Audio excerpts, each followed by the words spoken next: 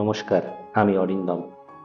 অনেক দিন ধরেই মনটা বেশ ঘুরতে যেতে ইচ্ছা করছে, কিন্তু সময়ের অভাব, তাই ঘুরে ওঠা আর হচ্ছে না। তবে মন ভালো করার জন্য খাওয়া দাওয়াটা কিন্তু ভীষণ জরুরি। মেয়েটাও বলছিল, বাবাই একটু রেস্টুরেন্ট স্টাইলের হাক্কা নুডলস করলে কেমন হয়।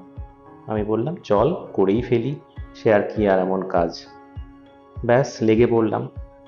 কাটাকুটিগুলো করে নিয়ে সবজি টবজিগুলোকে নানান রঙের, তারপরে ওই পেঁয়াজ আর রসুনটাকেও একটু কাটাকুটি করে নিতে হবে।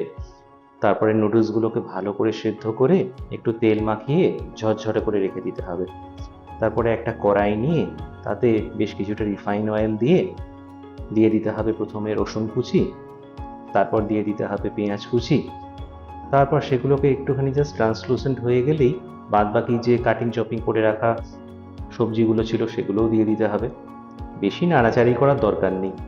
তারপরেই দিয়ে দিতে হবে নুডলসগুলোকে। নুডলসগুলোকে একটু দু হাতে বেশ ভালো করে নাড়িয়ে চাড়িয়ে নিয়ে বেশ যখন ঝরঝরে হয়ে আসবে, ওপর থেকে একটুখানি দিয়ে দিতে হবে 2 চামচ সয়া সস মতো। সয়া সসটা দেওয়া হয়ে গেলেই তারপরে একটু দিয়ে দিতে হবে টমেটো কেচাপ। টমেটো কেচাপ দেওয়া হয়ে গেল, এরপরে আরও একটু নাড়াচাড়া করে নেওয়া হলো। নাড়াচাড়া করা হয়ে যাওয়ার পর আর কি থাকলো, ওই তো থাকলো একটু গোলমরিচ আর পেঁয়াজ পাতা। প্রথমে পেঁয়াজ পাতাটা বেশ ছড়িয়ে দিলাম, তারপরে একটু গোলমরিচ দিয়ে দিলাম। গোলমরিচ দেওয়া হয়ে গেল, তারপরে একটু ভালো করে নাড়াচাড়া করে নিলাম। খুব বেশি নাড়াচাড়া করবেন না, তাতে চাইনিজ ফুডের টেক্সচারটা পাল্টে যায়।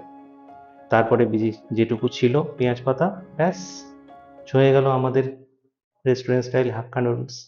আর কি, সঙ্গে থাকুন, পারলে সাবস্ক্রাইবটা করে দেবেন।